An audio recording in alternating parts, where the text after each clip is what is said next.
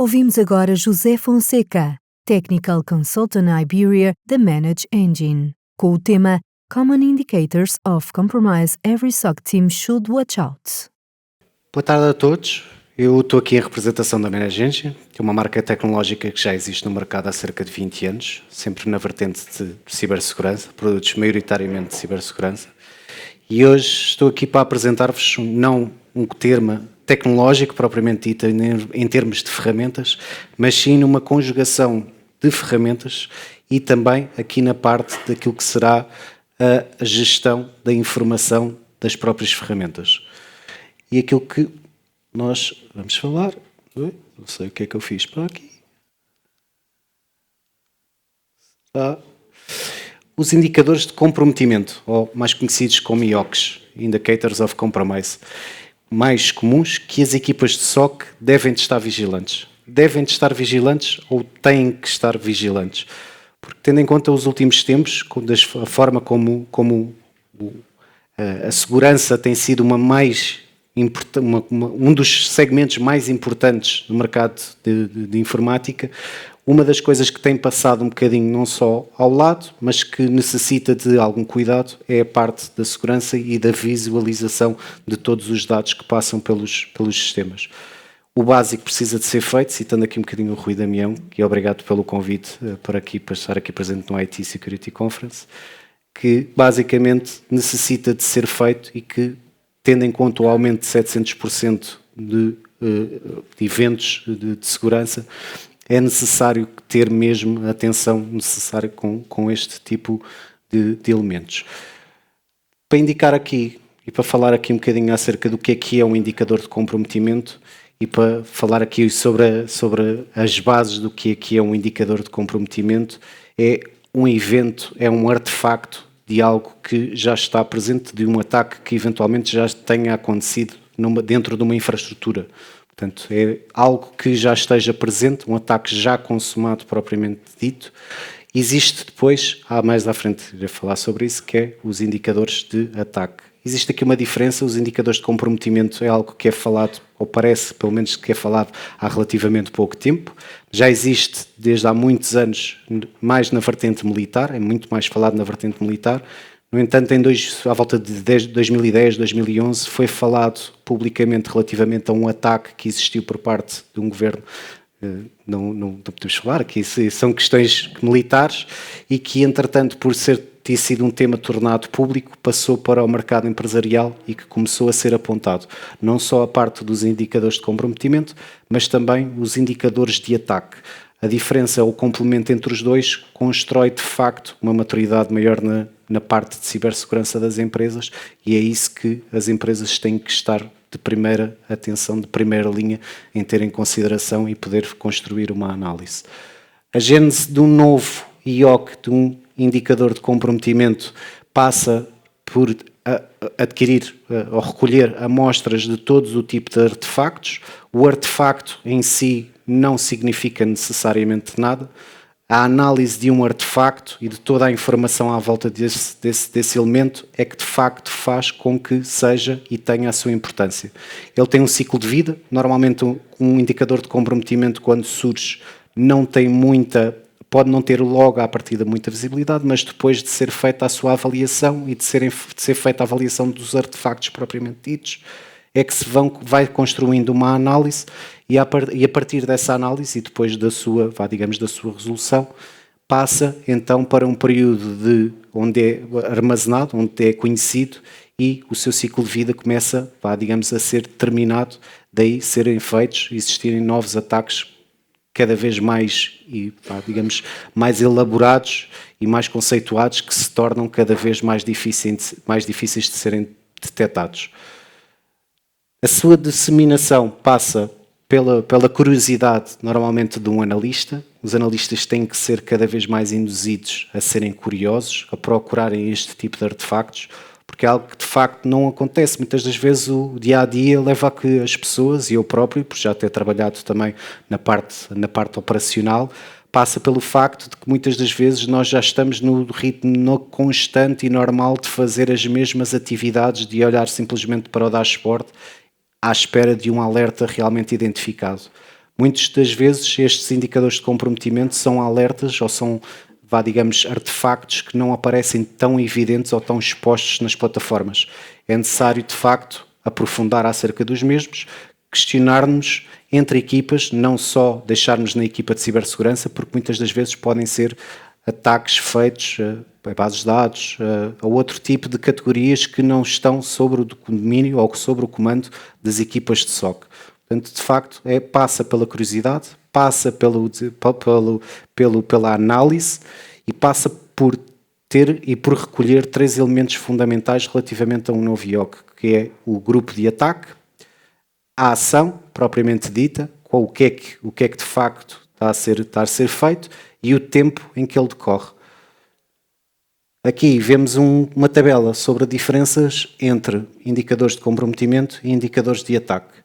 Curiosamente e estranhamente, quando eu comecei a falar acerca de indicadores de comprometimento e indicadores de ataque, uma das coisas que eu achava era que um indicador de ataque seria algo mais, digamos, mais intenso, mais severo do que um indicador de comprometimento. Na realidade, é ao contrário. Isto foi feito mesmo a parte psicológica, porque quando é dito que temos um indicador de comprometimento, as pessoas pensam, bem, é algo que realmente é importante, mas não é assim tão relevante. Se for um indicador de ataque, as pessoas têm logo o primeiro impacto e a primeira vontade de estamos a sofrer um ataque, temos que ter atenção a este tema. Não, as coisas funcionam de forma diferente. O indicador de comprometimento é já depois de o ataque ter sido consumado, tem que ser passado, tem que ser feita de facto uma análise, tem que ser pegado nesses artefactos para poder criar aqui uma análise e avaliar esta violação ao sistema e criar aqui mecanismos de bloqueio. Baseia-se nos artefactos, ao contrário dos indicadores de ataque que se baseiam nos comportamentos dos próprios utilizadores ou digamos, do comportamento dos servidores ou dos serviços, porque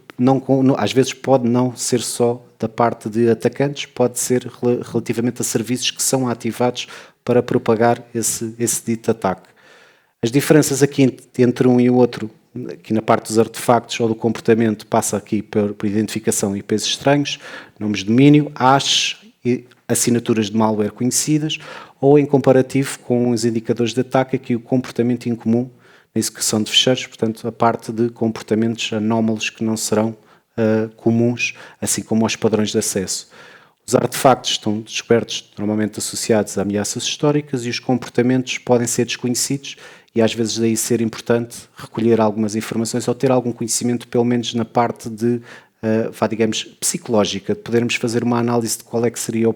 comportamento ou o pensamento ou a forma de agir por parte de um atacante, dado o tipo de negócio. Existem negócios diferentes, como sabem, portanto terá que se pensar, e se eu fosse um atacante, como é que eu iria expor a informação presente dentro da minha empresa. A seguir vou-vos apresentar 11 use cases relativamente ao que é que pode ser um indicador de comprometimento. O primeiro é o registro de eventos que mostra múltiplas falhas de autenticação ou outra atividade de autenticação anómala. Portanto, normalmente um utilizador, quando falha a password, falha normalmente 5, 6 vezes antes de chatear alguém para trocar a palavra passe. Quando realmente existe um ataque, nesta parte,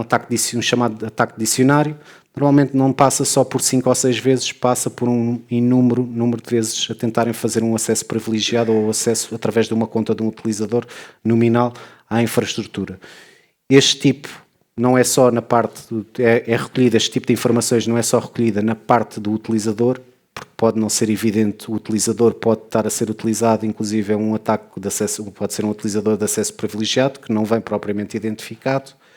e requer também alguma análise relativamente à sua área geográfica ou os IPs de onde eles estão a ser feitos. Isso é algo que deve ser tido em conta a sério. Trago este dashboard, isto não está muito visível, mas para verem aqui a contagem na plataforma, acaba por surgir aqui o count de um utilizador, que são 163 vezes, e o outro tem 1113 vezes, e que pode ser de facto aqui considerado como um ataque e que deve ser analisado. Aqui como a parte incremental relativamente à falha do MFA.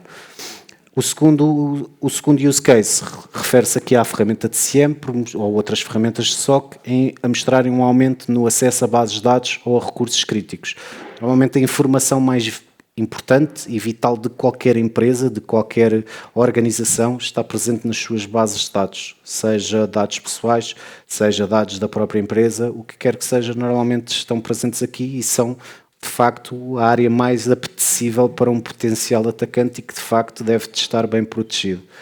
Aqui, este tipo de ataques devem de ser analisados a partir do aumento significativo das suas leituras de bases de dados, quando surgem vários acessos às bases de dados, deve de ser considerado fora do habitual, e isto deve de ser um trabalho feito em conjunto, não só pela equipa de SOC, mas em conjunto pela equipa de gestão de DBA, que normalmente faz a gestão das bases de dados para perceber onde existem este tipo de vulnerabilidades, o que é que aconteceu, mitigar a situação e continuar a pensar como proceder a partir daí. Aqui apresentam umas métricas relativamente à instância, ao potencial acesso feito na seguinte instância, qual é que é a base de dados, qual é que é o nome de base de dados. Podem ser bases de dados com informações realmente vitais e importantes que não devem de ser partilhadas, outras nem tanto, mas de facto a infraestrutura deve-se manter toda ela uníssona e segura, e é este tipo de gráficos para podermos também avaliar isso e termos alguma atenção. O terceiro use case são os analistas forenses detectarem tráfego de saída anómalo, portanto, normalmente o tráfego de saída, a quantidade de dados que é feita no tráfego outbound, normalmente não deve de ser assim tão excessiva, mas quando é possível, não é? Quando detectado, a partir de estações de trabalho que normalmente não costumam fazer esse tipo de acesso, deve de ser algo a ser avaliado, assim como as localizações para onde, ou os IPs para onde esse tráfego está a ter saída. São IPs conhecidos, são IPs completamente desconhecidos, podem ser novos servidores de CIC, neste caso de controle e de comando, que um atacante tem, de onde ele está, neste caso a tentar fazer o ataque à organização, e são tudo este tipo de temas que devem de ser, de facto, avaliados e analisados. Aqui podemos ver um dashboard onde contém a maior parte de toda esta informação, de forma a que em que os analistas possam ter uma maior observabilidade sobre conexões que foram negadas e que os IPs podem eventualmente ser maliciosos e necessitam de ser analisados. O top websites que estão a tentar ser feito o acesso para perceber se de facto existe algum tipo, por exemplo, imaginemos uma cloud ou um servidor, um Google Cloud, onde eventualmente possam estar a tentar fazer uma transferência de ficheiros e que é uma violação às regras ou às frameworks de segurança da empresa, e por aí adiante. Aqui o quarto indicador de comprometimento são as ferramentas de SOC indicarem um aumento no consumo de recursos dos sistemas, portanto, utilização dos recursos de CPU de uma organização, isto porque os atacantes piratas cada vez estão mais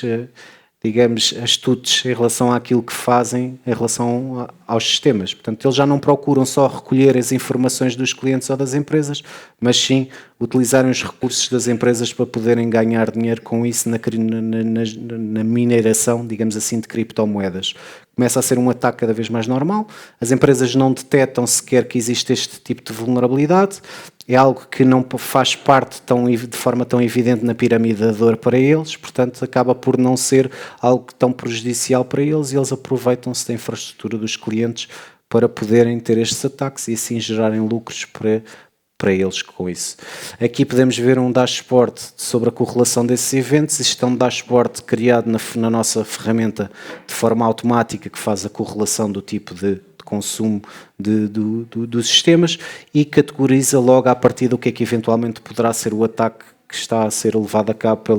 pelo grupo. Neste caso temos aqui evidências de cryptocurrency ataques por causa do consumo exagerado de CPU, a parte do ransomware ataques, e que acabam por ser evidentes e analisados, tendo em conta o nome normalmente dos ficheiros, e aqui a parte do brute force ataque, quando são ataques de dicionário onde expandem e aí existem muitas tentativas de utilização de entrada com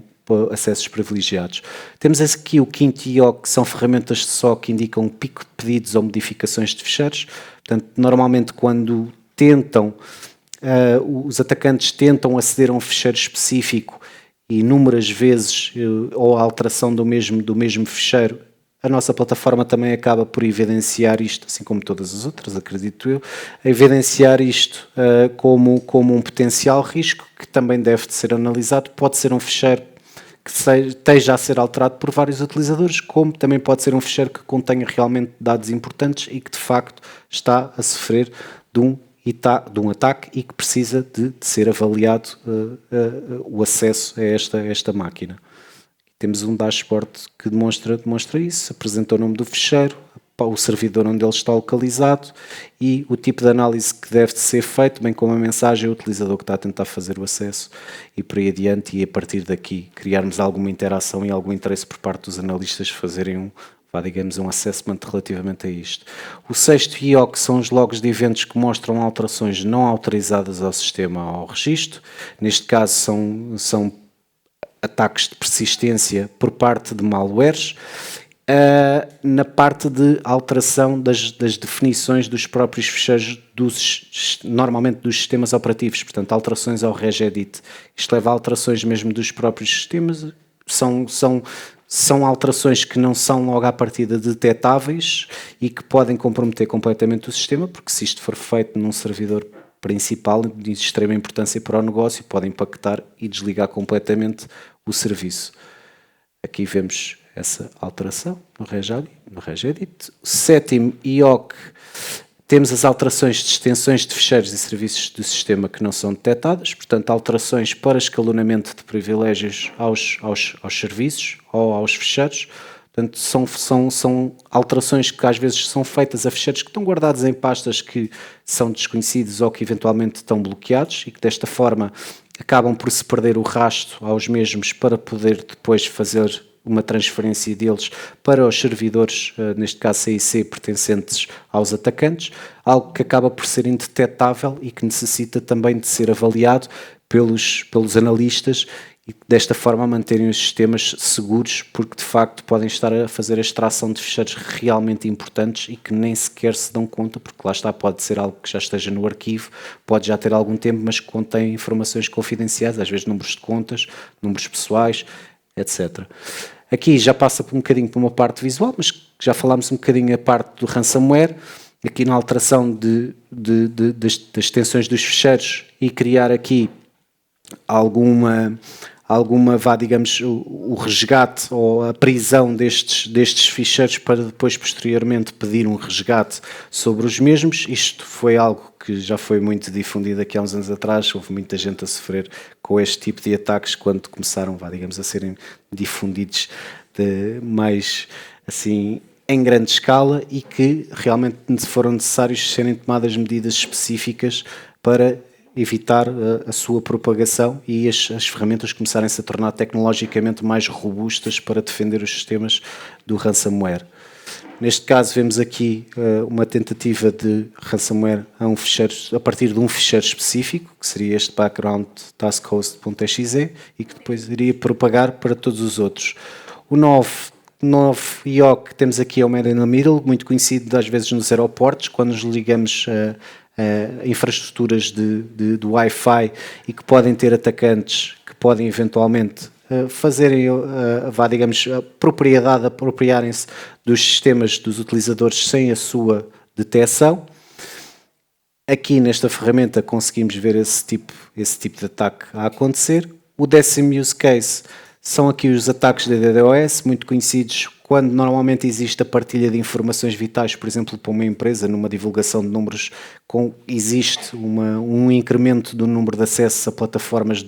das próprias empresas. Pode ser normal até um determinado número, quando ultrapassa em larga escala, pode ser considerado um DDoS. Este tipo de informações, imaginemos os números de uma empresa quando estão a ser divulgados, uma empresa da área financeira, por exemplo, se aumenta exponencialmente e a plataforma vai abaixo, pode impactar em milhões de euros a empresa. Portanto, são um tipo de ataques que também necessita de requerer alguma intervenção e alguma análise e algum cuidado. O cryptojacking também já vos tinha falado, aqui a utilização dos recursos dos sistemas e das máquinas, que também deve ser tido em conta. Quando aumenta exponencialmente, pode colocar aqui os serviços que estão presentes nessa máquina